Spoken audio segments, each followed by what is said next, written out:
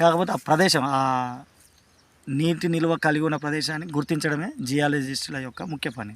అంతేగాని ఇప్పుడు ఒక్కోసారి చిన్న ఎగ్జాంపుల్ ఉంటుంది, కొత్తగా ఎంబీబీఎస్ చేసి లేకపోతే కొత్తగా నాలాగా జియాలజీ చేసి వచ్చిన ఒక సైంటిస్ట్ కంటే రైతులు ఎన్నో బోర్లు వేసి పొలం దున్ని ఎక్కడ బండ వస్తుంది, పొలం దున్నుతున్నప్పుడు ఇప్పుడంటే ట్రాక్టర్లు వచ్చినాయి కానీ ఒకప్పుడు పొలాలు దున్నేటోళ్ళు పశువులు, ఎక్కడ బండ వస్తారు మా మూల బండ వస్తుంది సార్ అంటాడు. ఏ విధంగా చెప్తాడు అంటే నేను అనేది ఏంటంటే ఇక్కడ ఏ వృత్తిని నేను తక్కువ అంచనా చేయట్లేదు.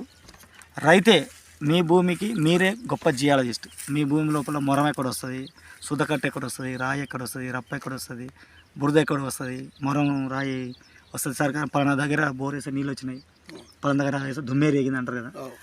వాళ్ళకున్న అనుభవాన్ని వాళ్ళు అనుభవం ద్వారా తెలుసుకుంటారు. ఇట్లా నేను కూడా ఇక్కడ ఇలాంటి ప్రయోగాలు కొన్ని వేల ప్రయోగాలు చేసిన 2011 సంవత్సరం నుంచి డిఆర్డిఏలు జియాలజిస్ట్గా చేసిన అనుభవం ఉంది నాకు. ఈ మధ్య ఎక్కువగా నేను ప్రజలకు అందుబాటులో ఉండాలని చెప్పి జియాలజిస్టుల మీద అవగాహన రావాలని చెప్పి ఎక్కువ వీడియోలు అప్లోడ్ చేస్తున్నా. అయితే మనం ఒక బోర్ వేస్తున్నప్పుడు అది మొత్తం దుమ్మెరేగింది అనుకో నీళ్ళు రావంటారు. ఉదాహరణకు హైదరాబాద్ బోర్ వేశారు, మనం మీ మామూలు వేసారు 800 ఫీట్లు వేసారు, 400 వాటర్ వచ్చినాయా?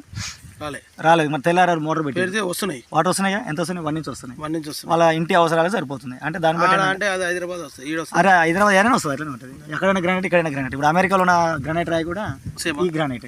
అయ్యే ఫెల్స్పార్ మినరల్స్ ఉంటాయి, అయ్యే యాసిడ్ మినరల్స్ ఉంటాయి. Okay okay. కాంటినెంట్స్ అన్నీ ఒకప్పుడు కలిసి ఉండేవి, దాన్ని పాంజియా అంటాం.